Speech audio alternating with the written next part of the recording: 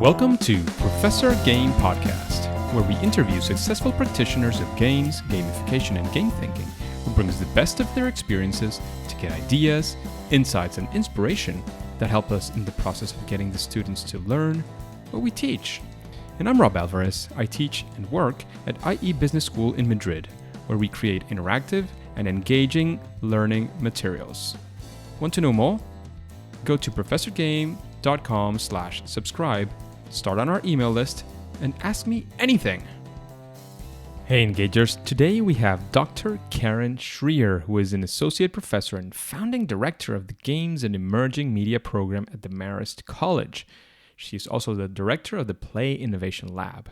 Prior to Marist College, she spent over a decade producing websites, apps, and games at Scholastic, Nickelodeon, BrainPop, PBS Channel 13, ESI Games, and SparkNotes, Barnes & Nobles. Dr. Karen Schrier has authored or edited over 80 scholar publications and educational materials.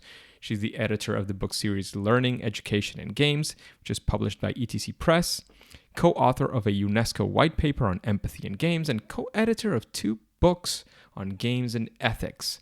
Her latest book, Knowledge Games: How Playing Games Can Help Solve Problems, Create Insights, and Make Change, was published in 2016 by Johns Hopkins University Press and has been covered by Forbes, New Scientist, and Times Higher Education.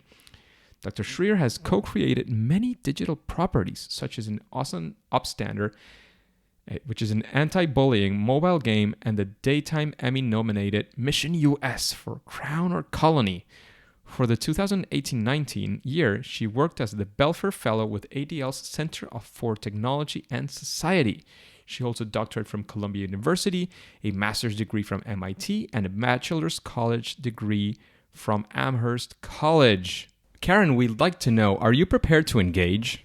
Yes. Let's do this. Let's go. And Karen, talking about getting people engaged, we would like to know, what is your regular day? What does a day with Karen look like? How do you engage with the world in a day like this one? Oh, wow. Well, that's a good question. I feel like every day is new. I forget everything I've done the day before. But a typical day for me is waking up with my son. He's usually snuggled with me in my arms. Then my daughter sort of jumps in with us. And, then we get up and we get ready. My husband's already up. He's a very early riser. And we get the kids ready. We get them out the door. Then I have a few hours to do work before my son comes home. He's only there for a few hours at school. So I try to make the most of the time. I do everything from the typical checking emails and other everyday things to a lot of writing. Actually, the last few months, I've been working on a book and working on a white paper for a fellowship that I'm doing with the ADL, which is the Anti-Defamation League. And every day I've been trying to write a lot. So most of the stuff I've been doing is writing. I call it like in the cracks of the day. So in between watching my son, watching my daughter, doing the typical parenting types of things I have to do, I'm also writing as much as possible. I'm on sabbatical right now from teaching, so at least I'm not also teaching, which I would normally be doing as well. That makes sense. It's a good time to be able to get some sort of, not exactly rest, but at least do different things. Yeah, it's nice to be able to focus on writing and really kind of just have my whole brain be able to be writing. It's always good. It's always good, especially if you want to get to write something. So, Karen, we're going to make a shift here in what we've been talking about, because we would like to know of a story of when things didn't exactly go the way you expected them. So you were somehow creating something. We know that you are the Dr. Gamer mom, so there's many exciting things going on over there. But we would like to know of a time when, you could call it your favorite fail or first attempt in learning. And, how did you come out of it? What did you learn? What was your point there? We would like to be there in the ground level with you in that story. So do you have such a story, Karen? Well, I feel like as a game designer, it's always about failure. I mean, you're always failing and learning from failure and iterating and continuing to grow from those mistakes. So I definitely focus on learning from failure in everything that I do. And that's how I teach too. That's definitely my approach to teaching. And you try different exercises or activities and hope that it works well with your students. And sometimes it fails. Sometimes you come up with an activity that just does not really fulfill student interests or just doesn't teach what you want it to teach, doesn't meet your educational objectives, and then you try again. You keep iterating and trying to make it better. But there's a lot of different ways. Like, for example, with the book that I'm writing right now, it's a book on using games to teach ethics and civics. I had proposed this book. I look back, the original proposal for this book was almost 10 years ago. And I finally found a home with it. It really wasn't that the book wasn't solid. It was really that the world almost had to change and grow and adapt and be ready for it. So a lot of times I think I'll write something and it's like 10 years before its time. And then it finally kind of makes sense 10 years later. But this book, I got a contract with Oxford University Press last year, and I spent the last year writing it. But, it's really been percolating in my head in different ways over the last decade. And I'm just excited that I get to share it with the world soon. Nice. That's very exciting. I wouldn't consider writing a book later a failure, but I do agree that those are some down moments when you're not expecting your book to spend 10 years in the making. Yeah, it's funny. It's like, other things like life kind of gets in the way, but also I had other book projects that I ended up working on instead of doing it. And actually, I think it makes more sense now because 10 years ago, maybe there were a couple games on using like ethics and civics, but now there's a ton. And now there's, at least, maybe 100 or so different ones. So it's kind of nice that the field has kind of grown with my ideas. Exactly. Is there, because I want to learn a little bit more from your experience, if possible, and I would like to know if there was a time when you were again creating a game maybe for your class or creating one of these games that you do as a game designer. And, again, it didn't go well. How did you, because I know, as you mentioned, as a game designer, it's all about failure. You fail at something, you iterate, you do it again and see how you improve. And that's actually what builds into real success. So if you have like one experience that you can share with us, it would be amazing with the engagers. For games that I've designed, or because Sure. a lot of what I do, I feel like I'm facilitating students designing their work. So a lot of times I'll notice that my students will make something and it won't be fun or it really won't meet what they want it to meet, but they kind of get like stuck in this idea that it's perfect. And, we constantly are play testing. So I have them, I do a lot of non-digital game design. We do some digital game design in my classes, but we really focus on building paper prototypes that are very raw, very down to earth materials that you would find in any kindergarten classroom, like scissors or construction paper, cards, things like that, tokens. And we have them make the games and play them with other people as soon as possible with their target audience.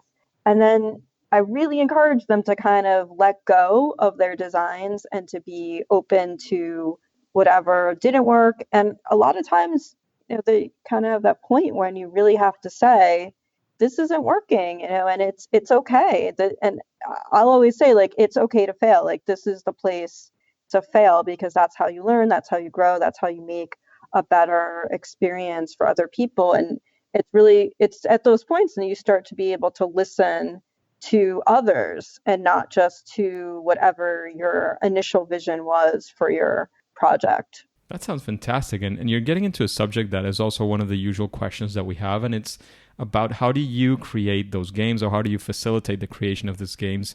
And is the question is, if you have some sort of process, series of steps, framework, however you see it when you're teaching this to students, can you give us a whirlwind, overview of what that process looks like? Sure. Well, it sort of depends on the class, but if I'll take my more structured class, we do it's kind of like experience design class. So we might make some games, but we also do other things like apps and websites and all different kinds of experiences. And the point is that it's design, it's design thinking. It's thinking about how to create experiences for other people and to really empathize with your imagined audience. And so we go through like a pretty rigorous process throughout the semester. So the first step is that we find a client to actually work with, so a real world person or organization, and we try to understand their needs. So for example, this past year, we worked with the ADL Center for Technology and Society, and they were looking to find ways to create digital versions or online understandings of, for example, like what do we do about hate online, or what do we do about teaching others what it means to combat hate or to reduce bias. So we were trying to create all different kinds of apps, games, and websites that could support that. So the first thing is really the students had to understand the problem, do a lot of research, like what is hate online, like what's happening in those spaces.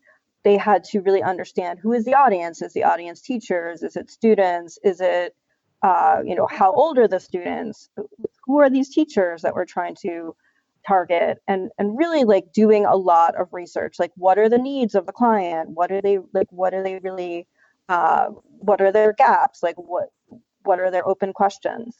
So we spend a lot of time doing that. The next step is that we start to do different kinds of design and empathy exercises. So we'll do a bunch of things where we will have people really get inside the heads of the audience and really understand like who they are, what their typical day is like, when they might be getting this kinds of information, when they're more open to it, really understanding who they are, what they're always thinking about, what their fears are, what their hopes and their dreams are, and really trying to think like, well, how would we best design for them? And then we do other exercises, like we'll do things like storyboarding, and we'll do user personas to really try to continue to get inside their head. Next, we'll actually start to create some of the kind of feature lists, so the things that we think should go into the app or the website or the game, and then we'll start to prototype it. So we'll do a lot of paper prototyping as well as digital prototyping. And we actually are constantly testing it. So testing our assumptions, like, is this design working? Are they like, where are the problems? Where are the pitfalls? What are the strengths? What are the weaknesses? And we're really trying to have an audience look at our prototypes and give feedback, and just to continue to iterate and revise those prototypes based on that feedback. And then finally, we will finalize what ends up being a huge design document that kind of goes through all of the different specifications for the design, everything from mood boards and wireframes to understanding sort of the features and sort of the logic behind them. And we'll also have a pretty robust prototype, and then we'll present to the client. So that's always the exciting part, is that the students will actually get to present to that original client. A real stakeholder, and that's Yeah. not always easy to find. It's not. It's actually, I think it's really good for them, because they see that what they're doing is as a real world impact, and that's design. Design is about real people, real problems, real context. You're designing for something or someone else, and having those constraints and having those real world contexts really helps with that.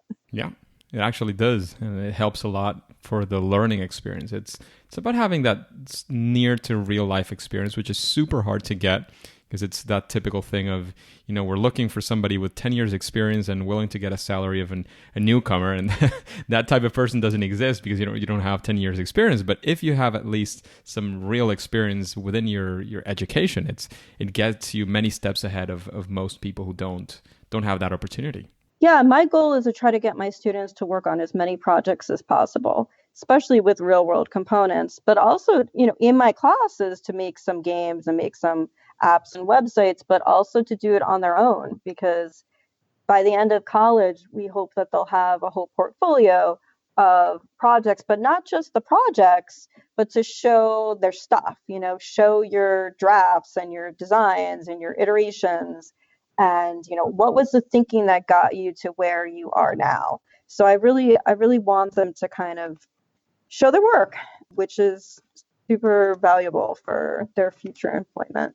Yeah, makes sense. And now that we know your process, we would also like to know how maybe at the time you applied that process, or those general principles that you have, or something else where you would say that you faced some interesting challenge or something that you were excited about, or your students, and it was actually solved using your game design abilities or superpowers, or your students. Wow, that's a great question. I mean, my students are always working on real world problems. So, for example, there was one local place I teach at Marist College. It's a small regional university about 2 hours north of New York City in the United States. And we are in this beautiful area called the Hudson Valley. And so there's a lot of really amazing local organizations. So we've worked with all different places like the FDR Museum, Locust Grove, Salvation Army. We really try to work with different volunteer organizations. And one of the places that we worked with was called Lucky Orphans. And that is a horse farm where they pair horses with kids with special needs to help them grow and develop, and to have, different kinds of ways to relate to a horse might help them in growing in different ways themselves.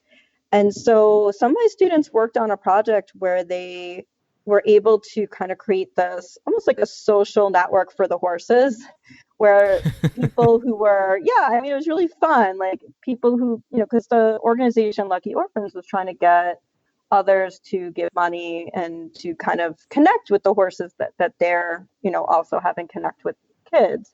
And so they kind of created little profiles of the different horses, and it was a really fun project. And the organization ended up incorporating some of those ideas, and made their, changed their website and changed how they approached, how they featured the horses online. So that was really exciting because it had like a real world impact that I think also has like a social impact as well.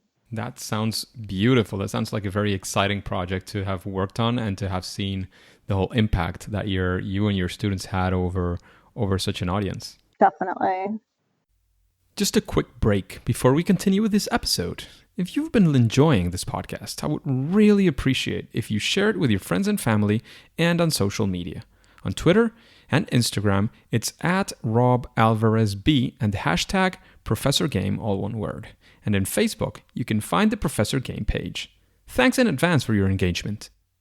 So Karen, what would you say when creating games and using game design with purpose, especially, not because entertainment is fantastic. I think entertainment games as well are super useful for many things, but even beyond only entertainment games, what would you say is it maybe a best practice or an element that you would say that any project that's using all these design principles for games or game or design thinking that you were mentioning, something that you would always benefit from using, some sort of, again, like maybe a best practice we could call it? Sure. So I do write a lot about using games for quote unquote good. The thing about games and really about any type of medium or any experience is that it could be used for good or it could be used for not so good. And you sometimes don't really have control over how it's going to be used, because games, like other media, have an emergent, aspect to it, and communities emerge within and around them.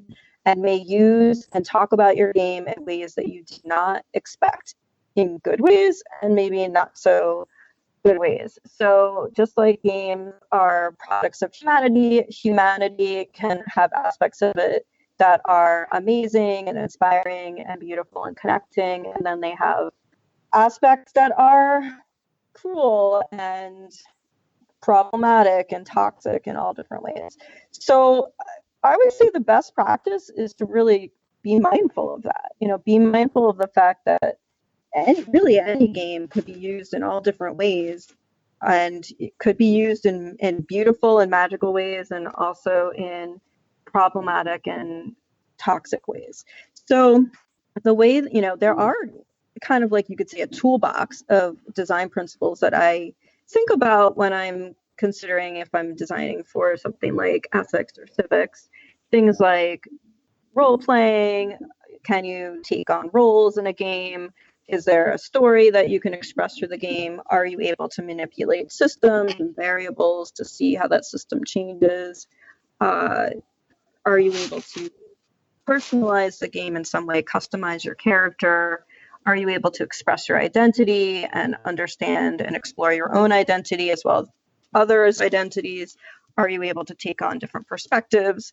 But games don't have to have this to be really powerful learning experiences or to be able to express goodness. And they could have those things. And a lot of games that are very evocative and support learning do have those kinds of elements, but that doesn't mean they have to. And they definitely don't have to have all of those elements. So I would say that the most important thing when you are designing anything is to really think about the audience, think about the context of use, think about the community and the ecosystem that is surrounding and within your game, and really think about just like a lot of the practical and pragmatic things. If you're creating a game for the classroom, does your game fit into a typical day? Is it easy to access for students that are in a classroom in whatever country or whatever region you're in? So a lot of it is really, you can apply that to almost any experience. I mean, you can apply that to any educational experience. Does it meet the goals that you want it to meet? Does it meet the audience's needs? Does it work within the classroom or within whatever educational space you're trying to put it in? And is this the system around it and within it working with the goals that you want it to meet? So, as long as you're mindful of those different things, I think, that's what matters. It does indeed, and we're talking a lot about games and interesting things to do with them. But I would like to know, Karen, what is your favorite game?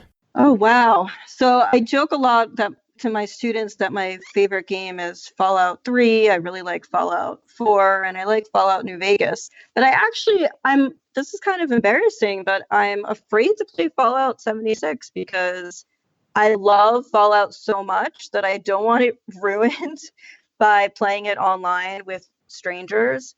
I tend to like games that are not connected to other people online, strangers. That's my preference. Maybe it'll change, but right now I'm good with, having my own, feeling like I am my own hero in my own world. But the last game that I played that I really, really liked was Red Dead Redemption 2. And that, that was like a month of my life of playing it, but very immersive and intense game. And that's a kind of an example of a game that could be used for maybe not the best purposes, and then also could be used for beautiful things. So there was some articles that came out around the time Red Dead Redemption came out this past winter that some people were killing suffragettes in the game. So they were kind of setting up these situations where they were shooting all the suffragettes in this like vignette that's one little tiny part of the game where you are looking at a group of people who are protesting the fact that women don't have the right to vote and in the United States. And so some people set it up that they were shooting them and taking video of that. And that how horrible it was that they were shooting these women who were wanting the right to vote. So on one hand, that's a use that I'm sure the game designers were not expecting, and it is something that you can do in the game. On the flip side, part of the game is understanding a lot of these tensions that exist in and throughout American history. Things like, what does it mean to be free? Is it about being in a lawless society or in a very structured, lawful society? What are the tension between quote unquote civilized city folk and the frontier and the loss of the frontier in America and sort of an American spirit? Was that freedom? And those are things that maybe I have read about and maybe I had thought about a little bit, but I really hadn't experienced it firsthand, what that felt like to lose that sense of freedom for people who were kind of like the quote unquote cowboys and outlaws, and what that feels like, and how those themes really might also, those tensions might affect us today as a country. And by playing this game, it really kind of brought it home in a way that I had never felt it before, because I am a person who's, I haven't lived in the turn of the century, in the early 1900s, and I don't really know what that was like. I'm not an outlaw. I'm someone who follows the rules, and playing as someone who maybe doesn't always follow the rules gave me a different perspective on what it means to be that person who feels like this is their only way out, and that their only way to live and their only way to be free, and that kind of full experience of life. And so I think it was, for me, a very provocative game, and I think it helped me really understand American history in a way that I never had before, even though obviously it's fictionalized and it's, has a lot of inaccuracies, and there's obviously a lot of violence in the game. And, if my kids weren't really around, but if they ever even walked in the room when I was playing, they'd be like, "Don't shoot that person." It's like, well, playing Red Dead Redemption. So, I mean, yeah, there's violence. I'm shooting people. But on the other hand, I'm also learning and experiencing American history in this way that I really hadn't before. So, interesting perspective. I just think that there's so much nuance in the games. I think they are their own kinds of masterpieces in a way that they kind of give you a glimpse of humanity and the good and the bad. And there's certainly no black and white for these kinds of situations. Exactly. I mean, I have a very much more nuanced understanding of the intricacies of games. There's some problematic aspects and there's some pretty provocative aspects, and they're all coexisting. Exactly. I have to agree on that. And after hearing some of these questions that we've been going through in the interview, is there somebody that comes to your mind when thinking, maybe I'd like this other person as well to be in an interview like this one? I'd like to listen to his or her perspective in an interview like this one in Professor Game. Oh, wow. So many people. You want me to actually list people?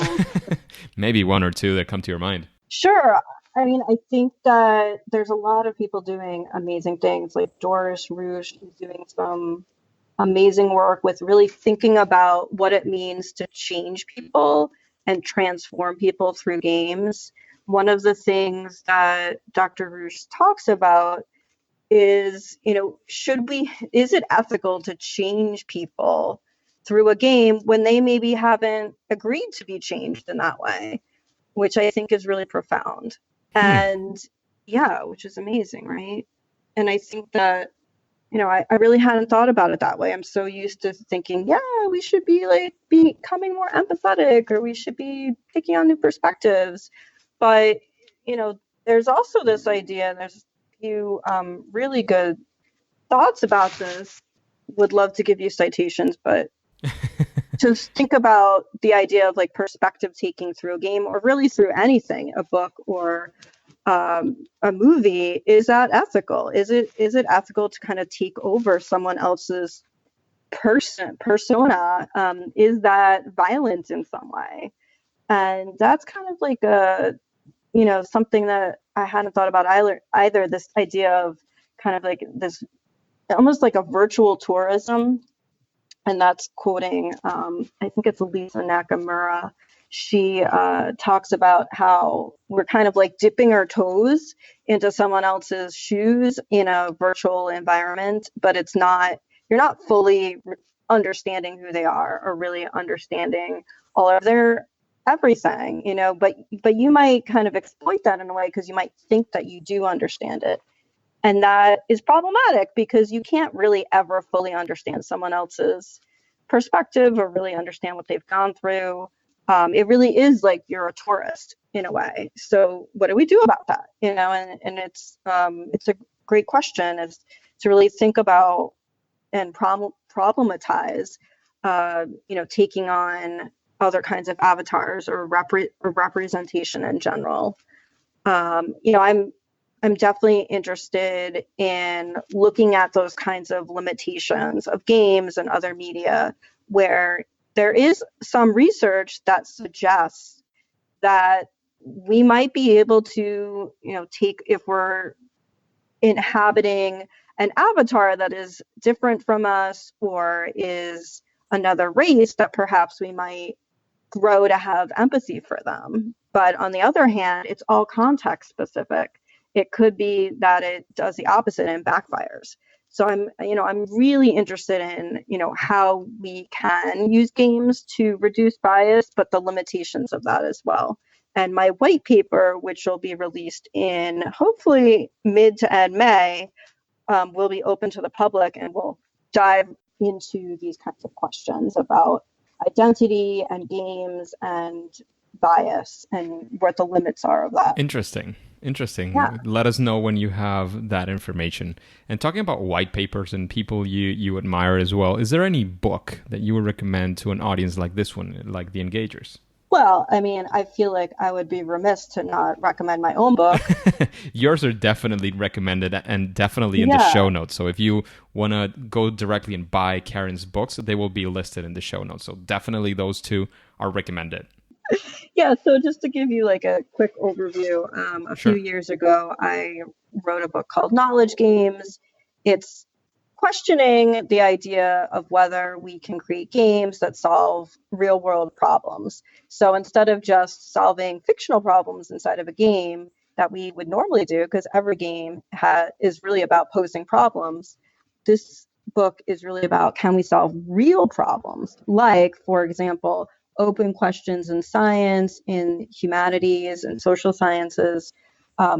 Games like Foldit, where we're working together to understand the structure of proteins and how they fold, or looking at games like Stall Catchers, where we are working together to understand Alzheimer's and solve those problems, and other games where we might be crowdsourcing data or analyzing data in different ways. But what I do is I try to problematize it too. So I kind of talk about how that's possible through a game, but also here are all the ethical implications of that, which I think speaks to not only games and how games might be problematic in creating new knowledge, but how all knowledge in some ways and how we create it is problematic.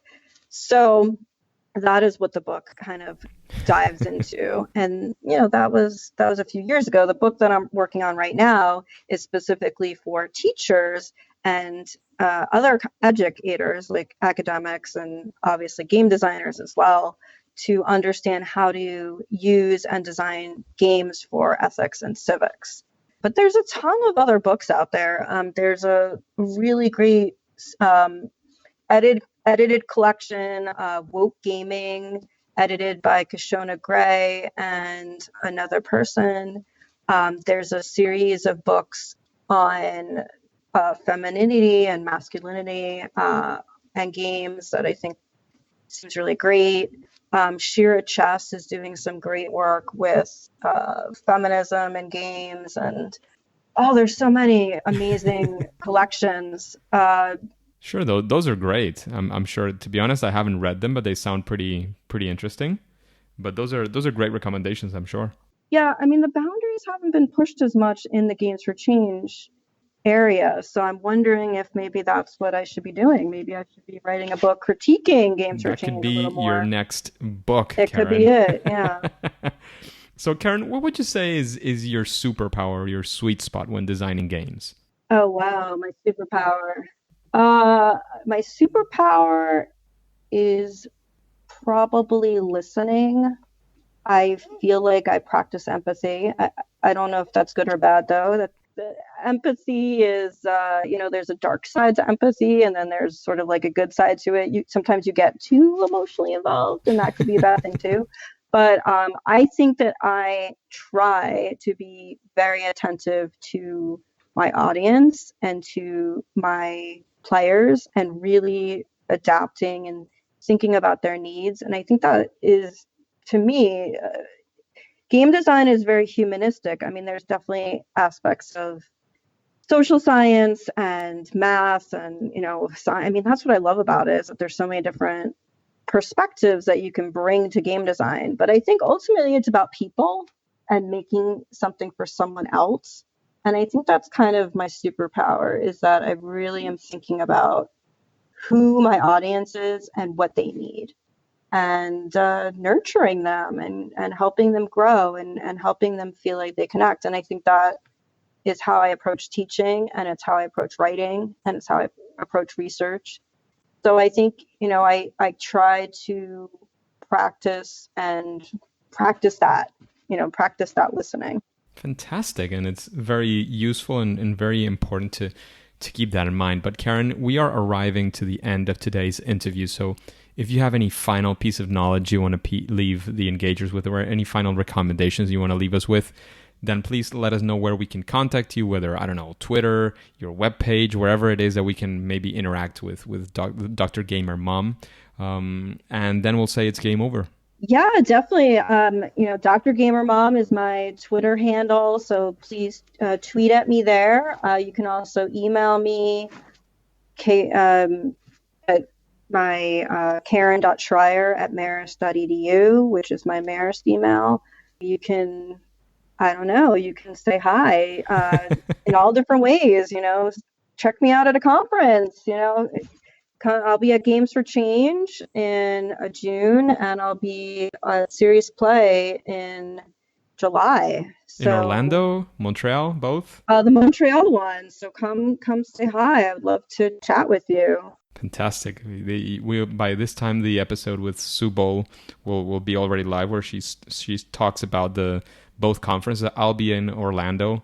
Regretfully, we won't get to meet in that sense, but those conferences sound amazing. Yeah, I've gone the last 2 years, and it's been great. Yeah, really sounds great. Definitely great.